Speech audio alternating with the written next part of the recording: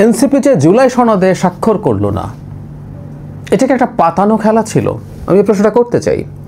বিশেষ করে জাতীয় ঐক্যমত্য কমিশন যখন এনসিপির সব কথা শিরোধার্য করে বাস্তবায়নের পথ নির্দেশ করেছেন, এটা বলতে হবে। এনসিপি যখন সিগনেচার করলো না, তারা বলছেন যে এটা আইনি ভিত্তি কী হবে, কীভাবে এটা বাস্তবায়িত হবে, তার একটা স্পষ্ট রূপরেখা লাগবে বলেছিলেন তারা, এবং পরবর্তীতে সেটা জানিয়েছেন আমাদের সামনে।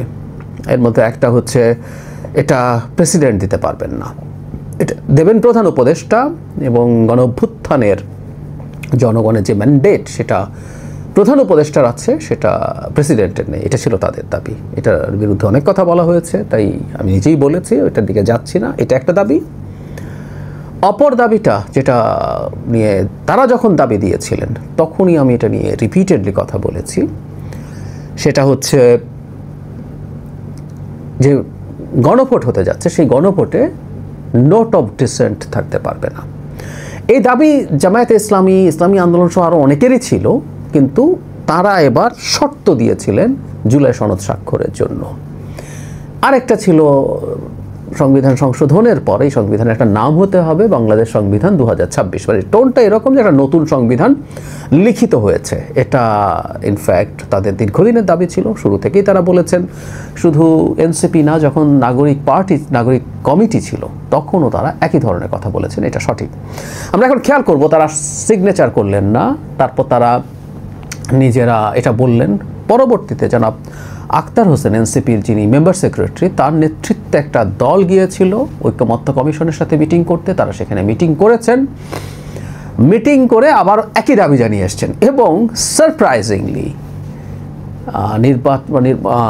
ঐক্যমত্য কমিশন, মানে আমরা যে যেটা দেখলাম, যে ডকুমেন্টটা তারা সাবমিট করেছেন, তার মধ্যে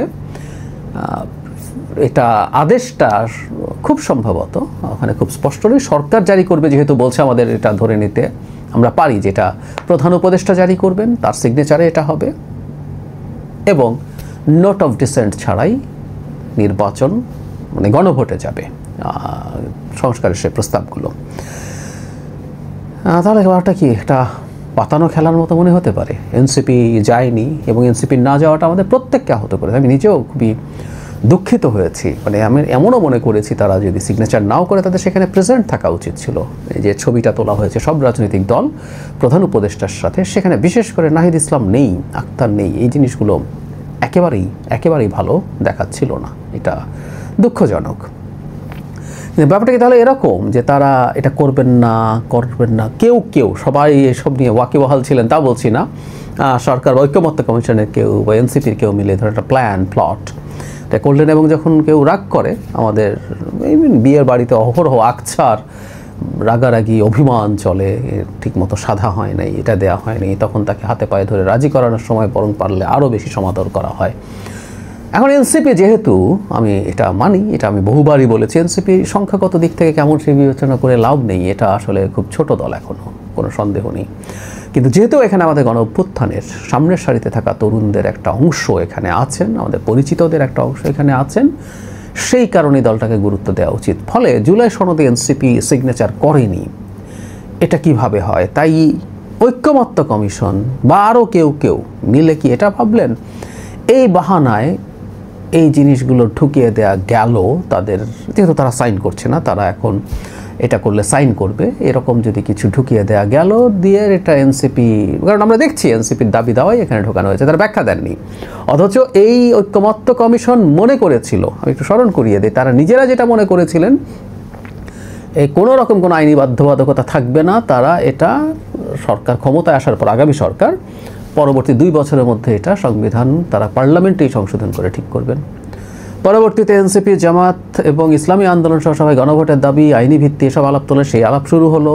এবং প্রাথমিকভাবে ঐক্যমত্য কমিশনের এই পর্যন্ত আয়ু ছিল না, মেয়াদ ছিল না, এমনকি বাস্তবায়নের পদ্ধতি নিয়ে কি করতে হবে সেটা তাদের আওতার মধ্যেও ছিল না। কিন্তু তারা আবার এই আলাপ করলেন, করতে করতে শেষ পর্যন্ত এমন আসলে, এবং ফাইনালি যেটা করলেন এটা দৃশ্যত এনসিপির যে সাজেশন সেটা মেনে তাদেরকে সিগনেচার করানোর জন্য নিয়েছে। এখন আমি যেটা বলছি এটা আন্তরিকতা, এটা একটা পাতানো খেলাই হতে পারে। এদের এই বাহানা যে তাকে সিগনেচার তো করাতে পারছি না, তাহলে এটা করতে হবে, আমার কাছে এই জন্য এটাকে এরকম মনে হয়। সব কিছু দেখে আমার ধারণা একটা খেলা মোটামুটি জমিয়ে তোলার চেষ্টা হচ্ছে। খুবই alarming. We must be very careful.